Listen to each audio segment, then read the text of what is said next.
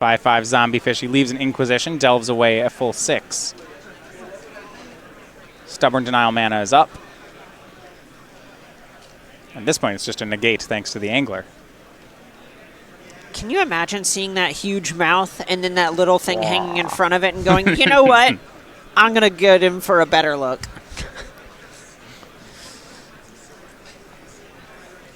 Hallowed Fountain for McLain.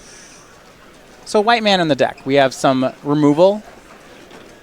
Do we have Path to Exile here? So a lot of times those are just basically going to be for sideboard cards. Those also cast both halves of the Thopter Foundry. Okay. Whir of Invention. A pickup for Josh. Interesting. Good. Generally, that's something that can get things going. And it's going to be Emery. Okay, this is something. At the very least, if McClain gets to untap with this, it can start casting Mishra's Bauble from the graveyard in order to draw more cards. So mills it for 4. We'll start being able to cast artifacts in his graveyard. So right, Bauble is your default one. It taps to draw a card. That tap, draw a card on your opponent's next upkeep. Love it. Some pressure here on Ryan to have removal. He has a Bauble of his own to start. He'll check Josh's top card. That enables Fatal Push. Right. Revolt is online. Here's a swing. It's for 5. Josh down to 13. There's a Snapcaster hiding out in Ryan's hand. No Looks Fatal like he's Push. just going to pass, yeah. Draws a card off the Bauble.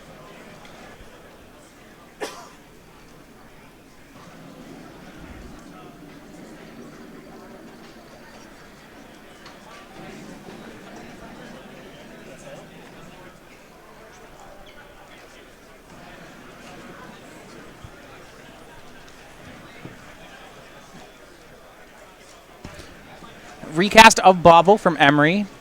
Josh refilling the hand here. He's drawn some cards in this matchup that play well, but don't seem to be good in this matchup. Things like Pithing Needle. There's not much in the Grixis Shadow deck that you can needle. Right. All that's really going to do here is just pay off whatever artifact synergies McClain has. Right. Your Urza, your Saheeli, etc.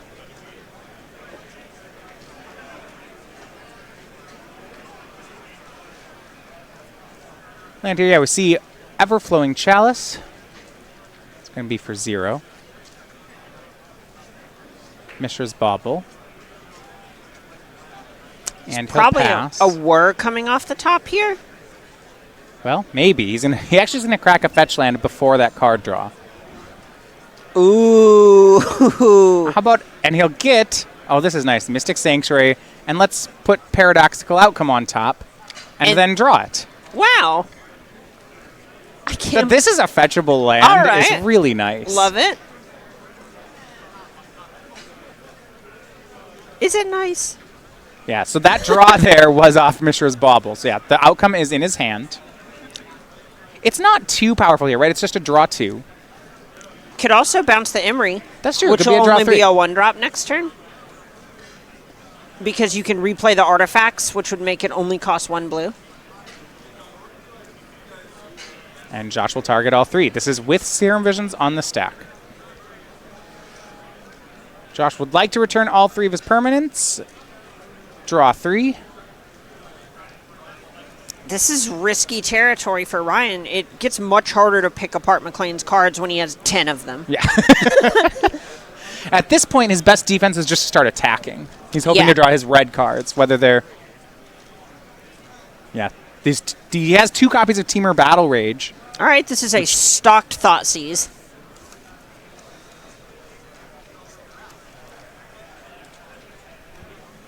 Hard to imagine a world where this Thoughtseize doesn't just end up taking the Psy Master Thopterist. That card represents so many chump blockers for so long. Engineered Explosives isn't very effective against Gurmag Angler. The rest are kind of just redraws. Yeah, and he does take care of the Psy. It does look like in hand he has a Teamer Battle Rage, so he attacks Josh down to 8, and he's looking, if he can find red mana, he's looking for lethal next turn. Right. If he just finds that red source, it's over. And this is kind of the game that Grixis Shadow looks to play. It didn't answer every single card McLain played. It just answered Saheeli and it answered Psy, and the rest of McLain's cards don't do anything. Right. Someone who likes to play these play combo decks, Grixis Shadow is generally a scary matchup. It's what we call a nightmare. A good, a Thoughtseize deck that turns the corner quickly is a tough one to beat for kind of these reasons. The fact that they get to play Teamer Battle Rage in their disruptive deck. Yeah, just being able to cast a turn 2 5/5 that you can't, say, engineered explosives is such a big deal. Yeah, looking at Josh's, deck, he really can chump block it for a while. He can hope to get an Urza construct to be bigger than it. Right. That's turn 5. Well, I guess you could theoretically do it on turn 2. Yeah, he does have 7 Moxes. Yeah, if you go land, Mox Opal, Mox Amber, cast Emery, tap the Mox Amber for another artifact, you have 2 Moxen in play. Yeah.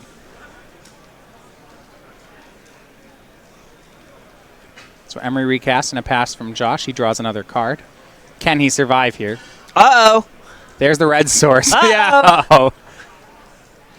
And you can see it. Look at you see it on Ben Feingersh's face. You saw that view. He glanced over, looked at his teammate's hand, and then looked away from the game. All right, that's it. Yeah. And that is it. Ryan Aucoin takes game 1. Yeah, and we knew Ryan even had the Stubborn Denial backup in his hand. That was just all wrapped up for it.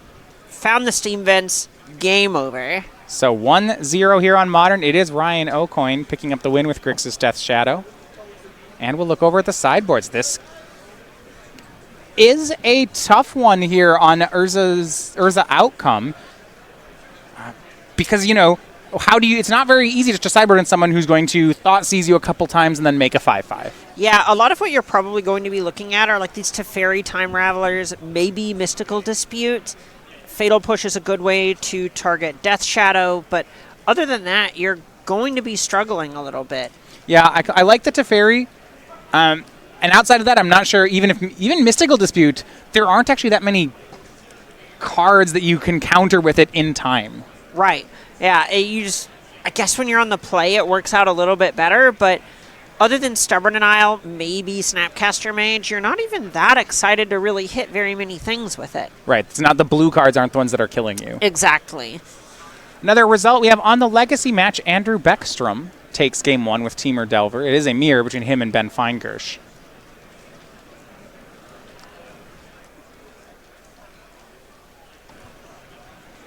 Standard still in game 1. Now, Star City Games, we have our weekly sale over at the Star City store. We have different things on sale each week. You want to make sure you get a chance to check that out. We currently have hundreds of singles at reduced prices. You can get them this weekend. Make sure to check them out, starcitygames.com/sale, as the items on sale will change on Monday morning.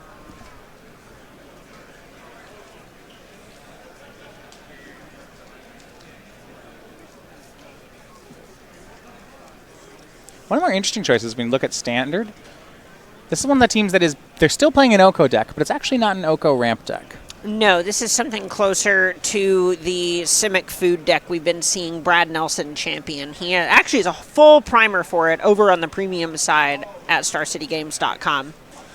It's Questing Beast, Wicked Wolf, Brazen Borrower.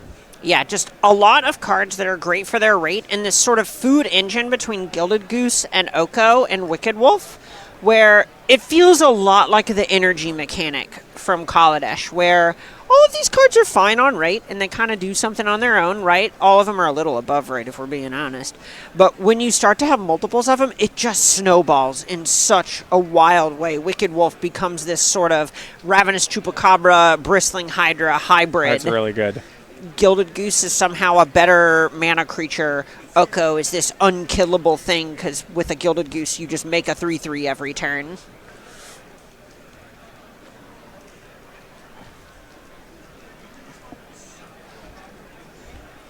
They are still in game 1. Well, now we hope to get a chance here as we go to game 2 to look at Josh's deck.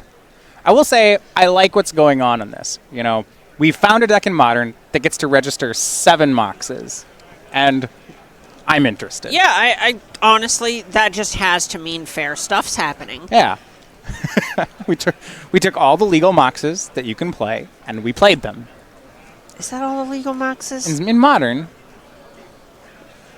I feel like it doesn't have Mox Tantalite. Okay. Gosh, how could you forget, Matthias? You goof. I am happy to finally see Mox Amber starting to get some play. That definitely feels like one of those cards that was never if it would be busted. Just it was when. Yeah, exactly. 0 mana, so strong. Right. There was the game of, are they ever going to print a Mox that's too bad to see play? And for a good year, it seemed like maybe Mox Amber had done it. Hey, don't worry. Mox Tantalite is here to show us the way. All right. It's hard to play this one when Lotus Bloom's a card. Yeah. Because any deck that wants this would rather have Lotus Bloom. Yeah. Imagine. So this is, in a lot of ways, a slower Search for Tomorrow. And also a less explosive Lotus Bloom. So it's a really rough spot to be. There might still be a way to do it. Yeah, I mean, I'm sure it still has Mox in its name. Here, I got it. As foretold. Okay. Okay. On turn 3, we can have a Mox. Electro. Oh, wait, no, you can't. Can you Electro Dominance that? Or is the Electro Dominance only instants and sorceries? I don't think you can Electro Dominance it. Oh, dang. I think that's only spells. Ruining my life. Yeah. Oh, no, we can do it. We can. You're right. Got him. So on what turn? I mean, on turn 2, we can pay red, discard a card, and get a Mox. No, yeah. Well, no, Electro Dominance has to resolve. Right. Well, no, the Electro Dominance is the card I'm discarding. Well, yeah, that's the funny thing. Okay, yeah, they can counter it. Yeah, they're afraid of it, and they just think it's like Ancestral Vision or something that's coming down. So like, oh, God, all right, I better spell snare this.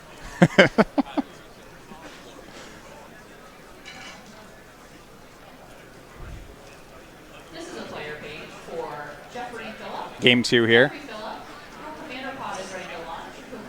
Going to get a Thoughtseize to start out. We'll take a look at Josh's hand. Urza, Saheeli. We do have a counter spell. Everflowing Chalice, 2 lands.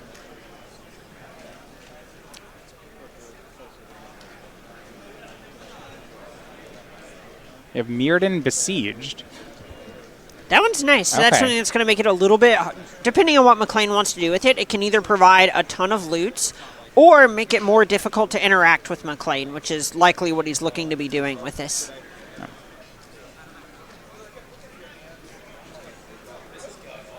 You're going to see an interesting one. 3 mana, he has the choice to make it a Saheeli every time he casts an artifact to get a 1/1 colorless mirror. Or on the Phyrexian side, gets to loot on his end steps. In this matchup, do you always go mirror in here, or is it actually mixed? You're almost just always trying to make a bunch of mirror tokens, excuse me. The big reason is this is just another payoff card. Right. It's going to take Saheeli.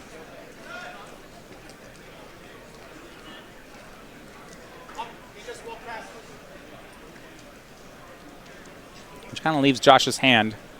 This is the hard part about playing combo against such a discard-heavy deck. You know, some lands, a 5-drop, and a Neverflowing Chalice, which, okay. Yeah, sure.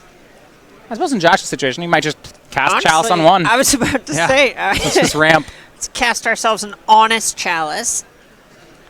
That's what Josh is thinking about, whether that's... I mean, he doesn't have anything else to do this turn. Yeah, I mean, the other option is if you wanted to hold it to turn it into a 1/1 servo, or to bring a 1/1 servo with it with Mirrodin Besieged, but it feels like the extra mana is worth more than a 1/1. Well, especially against a disruptive deck. If you're holding your cards to wait for them to interact with your other cards, it's just a lot of risk because, you know, maybe this Healy gets Thoughtseized, maybe it gets Stubborn denied. There's a lot of ways this goes wrong. So this honest game plan of just cast a Chalice, make some land drops, cast an Urza on 5, oftentimes is what you get to do. Oh, yeah. You definitely end up looking pretty foolish if you end up just having whichever payoff card you were playing to getting Thought Seized. And having more mana is rarely going to be that bad in a deck that has a ton of blue 4-drops in it. Serum Visions and a cycled Street Wraith from Ryan. Now, our game ones have completed on the standard table. It's been Stephen Nagy with Bant Golos picking up game 1.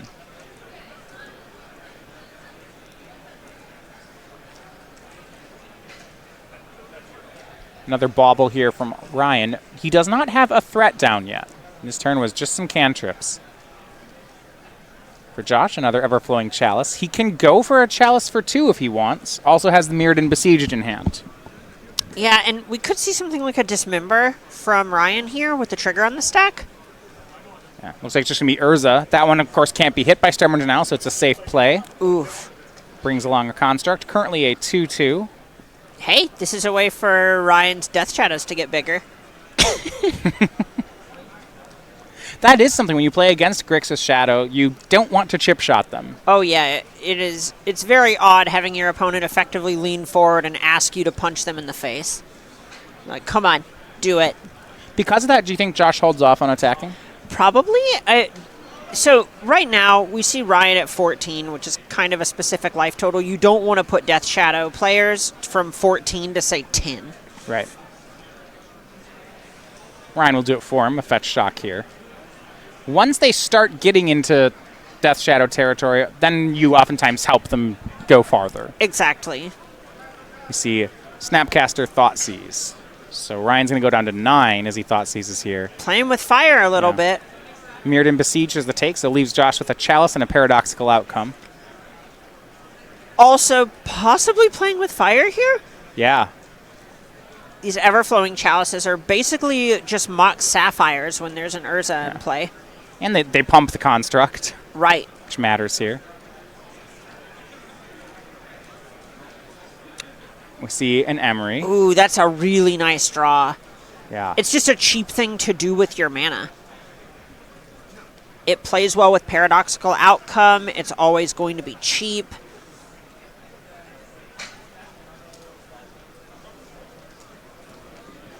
So, makes the free Everflowing Chalice. Paradoxical Outcome going to pick up the Chalices and the Emery again. Draws 3. And this deck, once an Urza's in play, just starts doing some pretty unfair things. That's a sigh off the top. Oh, this is going to get nice. Things are about to get out of hand. So if you're in Josh's spot, do you wait before casting these artifacts? I think he still gets to cast a few here. Just 1, because 2. he can tap the Construct for the Sigh. There we go. You're right. 3 mana. Okay. Mox Opal makes a Thopter. Has 2 mana. Now, none of it's snow mana, so he can't cast the Astrolabe this turn. But he can cast the Emery. Yeah, it's a good place to be if you're in McClain's seat.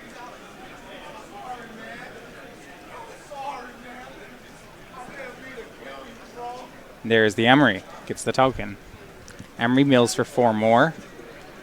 And this is just more gas in a lot of ways with the Emery.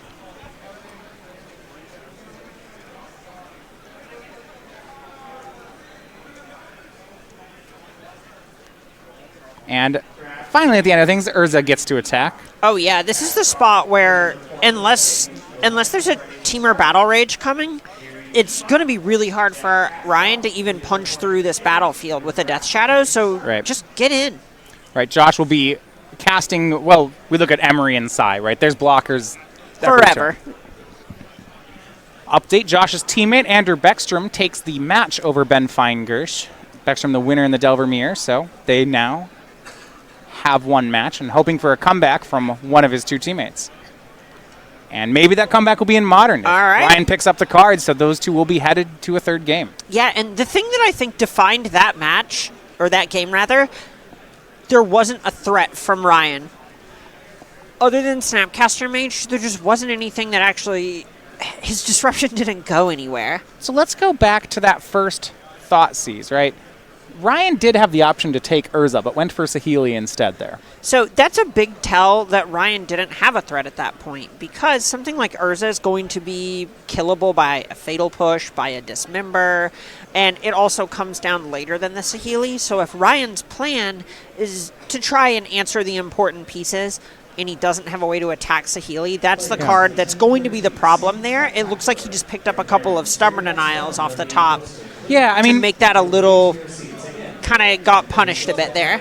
Yeah, I think the feel bad was when he thought seized the hand, he saw 3 lands, Urza, Saheeli, and Everflowing Chalice. So a turn 3 Urza is already there. Right. And then he didn't take it, and then that's what he lost to. And so you're thinking, maybe was he hoping to draw into a Fatal Push or something like that? Right, a Fatal Push, a Dismember, another Thoughtseize. Yeah. Those are the kinds of things that can kind of fight through Urza, and he might have even thought that when McLain's that low on resources and doesn't have a bunch of cantrips or a paradoxical outcome, etc., Right. it might actually just be difficult for McLain to get that much value from an Urza. Urza's only as powerful as the rest of your battlefield. Yeah, and that's actually true. It was the paradoxical outcome is really what mattered there, not the Urza. Right. The outcome just generated so much. It basically gave a bunch of mana, an extra mill, 3 more cards, which hit the Sai. It just really got things going.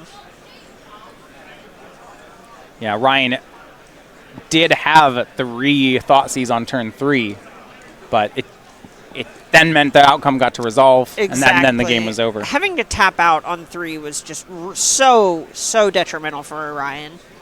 So now more heads are on board here for Game 3. You see both Baeckstrom and Feingersh looking in. Both players kept on 7. We start our 3rd game. Josh's hand. A couple copies of Arkham's Astrolabe. He'll go through them on these early turns. Those are actually incredible in this deck because just having an extra resource that replaces itself just means so much for an artifact deck where you want Mox Opal, where you want Emery, where you want Paradoxical Outcome, where you don't even need cards that do anything. You just need raw battlefield presence. You need cardboard on the table. Right. A random artifact sitting around is a really good thing to have in this deck. Exactly. Another comeback, possibly. Standard is going to 3 as well. Matt Nass picks up Game 2. So we saw a Fetch, a Shock, and a Thought Scour from Aucoin. On taps for 2nd turn, he's hoping to find a way to get a threat onto the board. Looking for that fish. Yeah. A Fetch here does mean he could cast Gurmag Angler. Would be a tap out, but this is kind of the last turn he can tap out and have it be fine. You gotta. It's fine. 2 is kind of the spot where McClain can't really do anything to punish a tap out. Yep. And that's going to be the play. Full graveyard delved away. Both lands tapped. Made his 5/5. All right. And this is the kind of line that you only really get to do when you're on the play. Exactly, because if he's on the draw, then all of a sudden he's doing this. McClain plays a 3rd mana source. Saheeli comes down. Sai comes down. The game starts to get away from him. Yeah. So what does McClain? Look here. He's got some Moxes. Another land. Has a good setup. Now, the worry is that Feingersh's hand, I believe, has a couple copies of Stubborn Denial in it. So as soon as he untaps, things are going to get very difficult for Josh. Right. It kind of comes down to this Urza or bust situation. And Josh was not ready to go for it this turn, so he just passes back.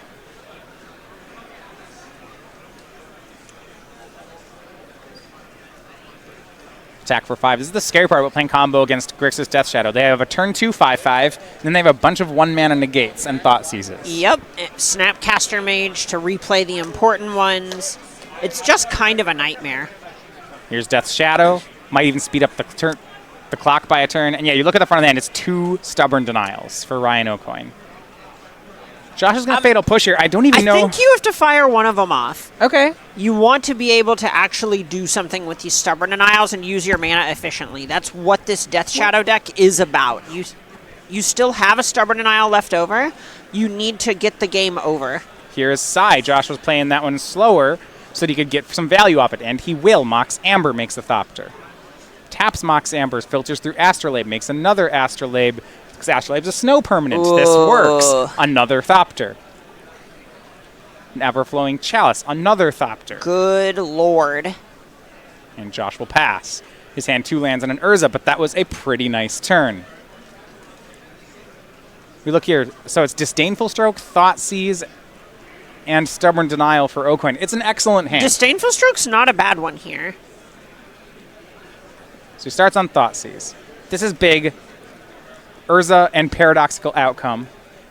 Now, because he has these other counter spells, right, the Urza is what he takes. You have to take the Urza. Yeah. If McLain just finds some way to pave the way for an Urza, all of a sudden, all of your creatures are smaller than the construct, and that's just when you have to pass without an attack, and that's when Death Shadow starts to lose.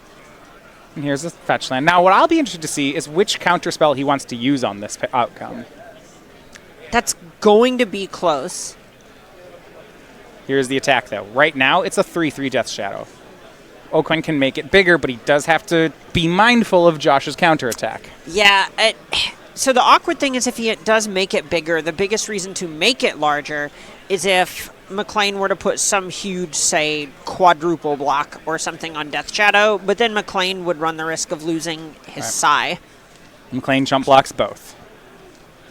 With mana up next turn, he can start chump blocking and drawing cards with his artifacts. Ugh.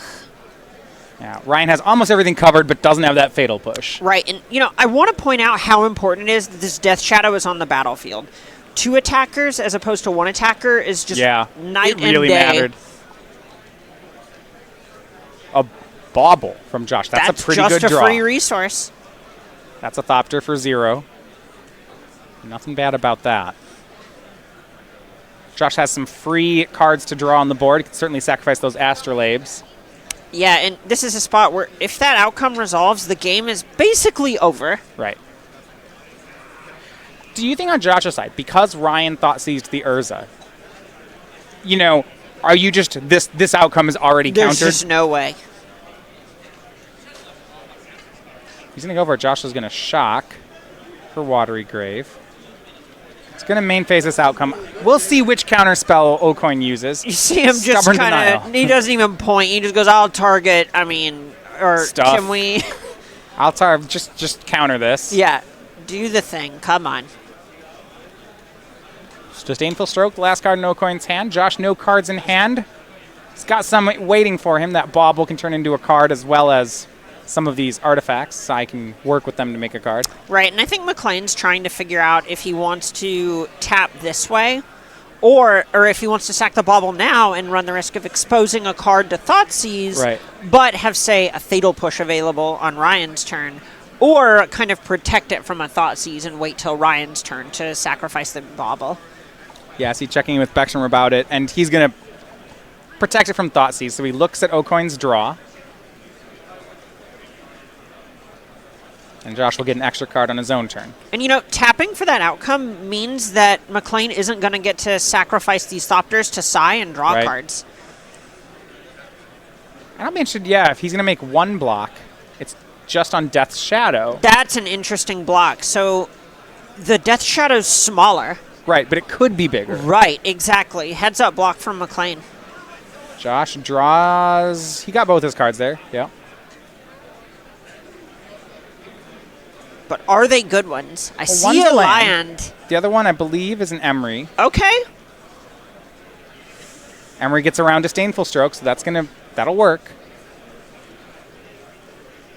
And if Josh can chump his way after Emery to keep Emery around, Emery plus Sai should control this board. Oh, yeah, absolutely. That's just a spot where all of a sudden you just say sacrifice an Astrolabe in this ever-flowing chalice and then cast your Astrolabe. It just goes bananas from there. The interesting part for me to see how does Josh get all that set up. So here's the Emery. He only has 1 Thopter, and he really doesn't want to lose either of those legendary creatures. Not a very good mill there. I guess he could just take the hit for 5 and go to 3. Yeah, that's actually something that he can do there. It's hard to say if Ryan's going to still have Lightning Bolt in this deck when that card does not line up very well against Sai, against Urza, against Saheeli. Yeah. And it's interesting, right? We're looking at the list here. I don't think Ryan has gone for all Battle Rages instead of bolts, but Josh just doesn't know that. Exactly. And he has to respect the card. It's in the range. That's true, and it's a spot where on Josh's side you can respect it, but on Ryan's side your deck doesn't actually have reach outside of the combat step, outside of maybe a Stray Kolagun's command. Right. Yeah, commands, certainly we expect that they've come in this matchup against the Artifacts deck. Yeah, exactly. So an attack here, Josh is going to go down to 3 here, but blocks before damage, sacrifices to Sai to draw a card. And he is down to 3. Ryan going to bobble himself. He has those fetch lands. Trying to figure out if he's going to fetch or actually just keep the card. McClain did go down to 3 here. Right. Show me the bolt.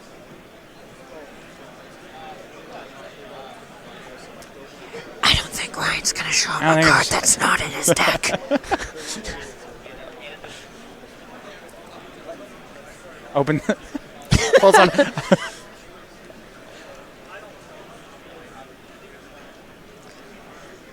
Have you heard of the card Lightning Bolt? This is one of the nightmare scenarios for Ryan, though. He's going to untap with Emery. We're going to see Josh get to start casting artifacts from his graveyard. Right, he can cast them in the graveyard, sacrifice them again. I mean, Astrolabe seems like the best card to cast then, This is where stuff is going to start to spiral, especially without Ryan having an answer to Sai either.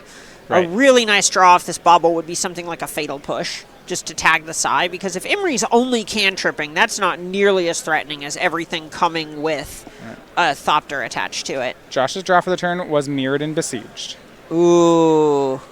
His hand is Mox Opal. That's great here. Yeah. You know, is it wrong to say it just feels like Ryan is not going to win without a Team or Battle Rage now? Yeah, he has really just kind of entered Battle Rage or Bust territory. Remember, a win by Josh here does end the round.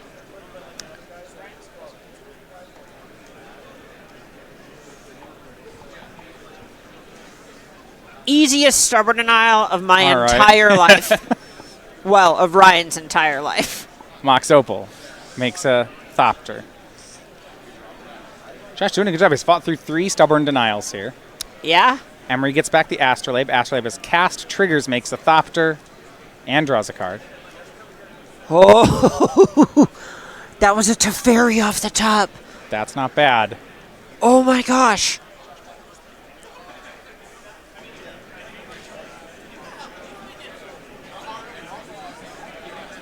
Time Raveler gets to bounce the Gurmag Angler. Oh, that's not bad. Okay, this is starting to pull away. Yeah, we see now Mystic Sanctuary as a 1-of here. It's going to put Paradoxical Outcome back on top of the deck. Josh is going to work. Here's Teferi Time Raveler. If this card sticks around, which it's going to, the Disdainful Stroke that Aucoin's been holding on to is never going to find a target. Good grief.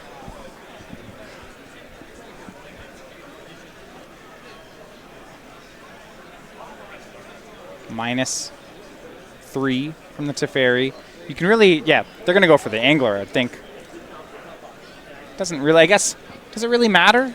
You lose to Battle Rage either way. Yeah, well, do you? Maybe you don't. Think oh, no. No, you're at 2. You're losing to Battle Rage either way. I started to say there's a chance that you can actually just make, say, 9 toughness. Yeah, Aucoin only has 1 fetch land here, so if that top card is Battle Rage, I'm going to have to do some combat math. It is not, though. Well, maybe. Cycle Street Wraith. Hold on. All right, I think we have exited doing math range. Nope, now it's just lethal. That extra 2 should do it. Does he find Battle Rage? No, it's not a red card. He didn't jam.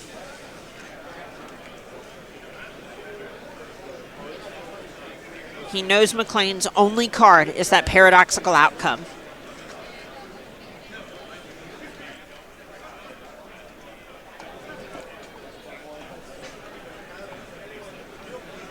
We see Plague Engineer. Okay. Oh my gosh. That's set to Thopter. This is going to kill the Sai. This means that McClain has to chump block with his Sai. Right. Yeah, because this is a lethal swing. Right, and Plague Engineer's lethal too. So that's a huge draw. Yeah, Sai is down. Okay, we might have a game here. This is going to be interesting because we see an Angler. Josh does have a Paradoxical Outcome in hand, and it's going to resolve. Teferi's on the board. Right.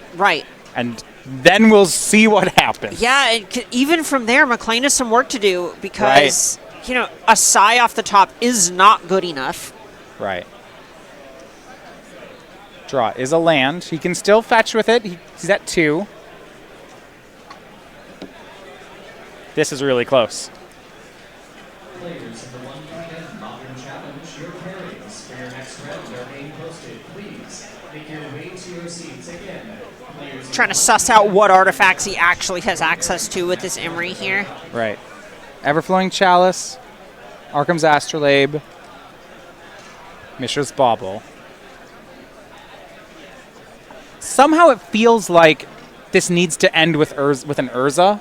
Something like that. Urza is one of the things that actually produces multiple bodies on its own. Right, that and aren't... that's so important because him fetching last turn made this Plague Engineer lethal. Ryan has 3 lethal attackers. I'm looking, does he have another Mirrodin Besieged?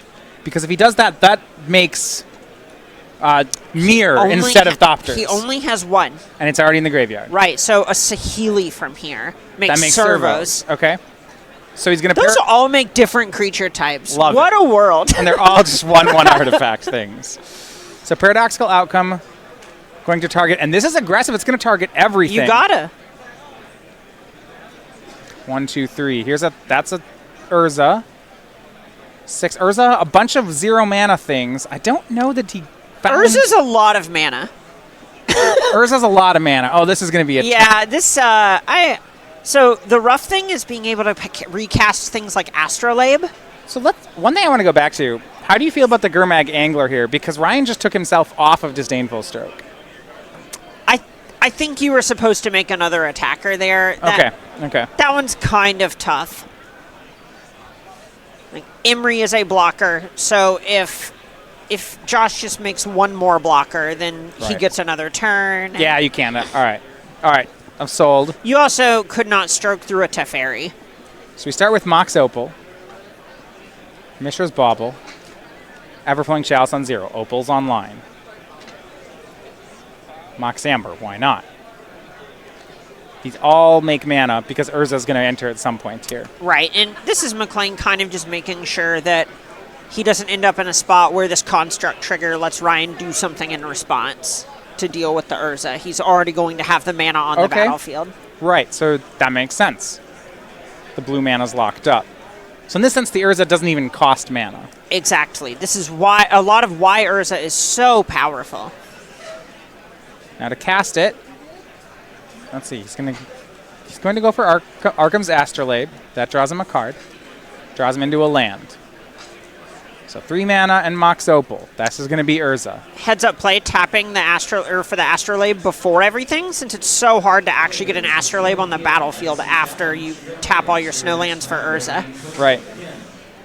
So it's free to dump artifacts onto the board now. Taps Chalice to make a Pithing Needle. It's going to be interesting what he names. He might try to lock Ryan off of this Polluted Delta, or name something like Street Wraith to lower the odds of just dying to a Temur Battle Rage. Also, he has his own Polluted Delta in hand. I think that's all his land drops at the moment. But is this another It's another Paradoxical Outcome. So this one, we'll see what he wants to bounce. He has 6 artifacts here. Does not bounce the Urza. Smart. Can't bounce the Construct token. So 6 cards going to be coming up.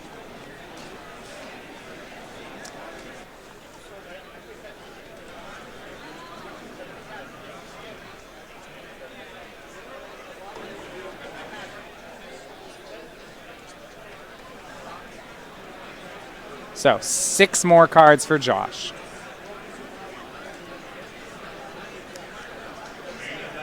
The outcome, with Urza in play, Paradoxical Outcome pays for itself. Wasn't slowed down at all here.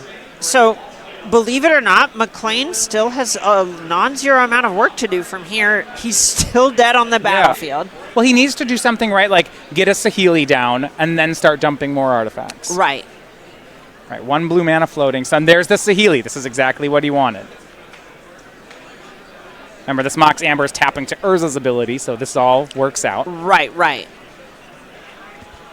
Oh, this is... I think we're okay now, right? Each of these brings a servo. Yeah, absolutely. This is This is what I was talking about when I said Josh could just make 10 toughness in a battle rage on an angler is not good enough. Well, it's interesting, right? Because there's 2 attackers, so if you want to have enough toughness to be battle rage safe, you need a lot more. Right. All 3 of these creatures are difficult, because Death Touch with Plague Engineer also matters with Temur Battle Rage. Well, we see engineered explosives hanging out in hand, so these can start actually just coming down to deal with things like Death Shadow. Oh, yeah, you can pop an engineered explosives on 1 at some point. These are all servos. Checks the top card of Aucoin's deck. And this is the spot where Josh feels like he's won the game. He's just trying to cover his bases and make sure he doesn't randomly lose the game. Right, and the last base to cover is Temur Battle Rage. Exactly. Here we go, our Colin Roundtree, our invitational winner. He's our servo here. Looks like a character from the movie Robots. Love it.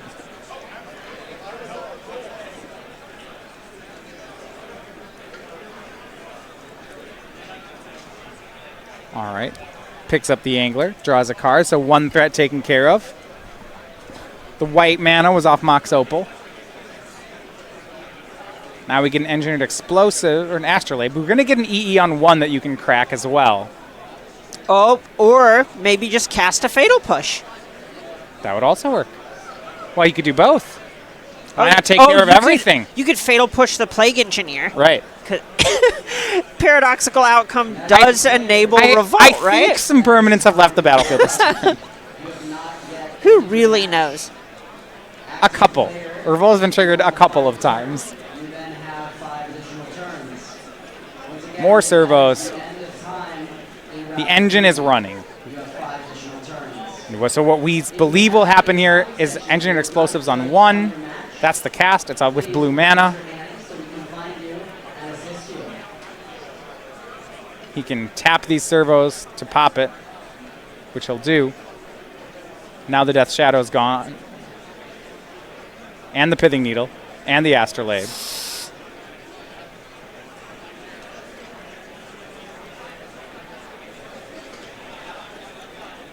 Back up to confirm that that's what happened. Mox Opal makes another servo. Legend rolls away the first one.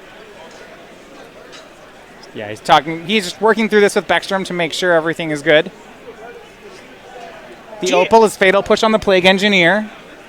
And then the 2 mana will clean up the Death Shadow, and then it should be good. All the creatures are gone. Nothing in Ryan's deck has haste. Well, Kolagon's command does. Oh, that'd be so unjust. Is there any way in his deck list that can he play around it? Well, actually, he knows. Wait, does that construct?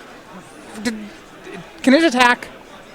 Or is this is all the same turn? All of this is just now entered the battlefield. And okay. It looks like this Pithing Needle named Polluted Delta, so Ryan couldn't shuffle his deck, and then McClain checked and Josh talked the top card and said, you are not drawing any outs. And also, Matt Nass won his match. Oh, so, no biggie. But I think Josh was going to get that one. Yeah, that was a bunch of close ones.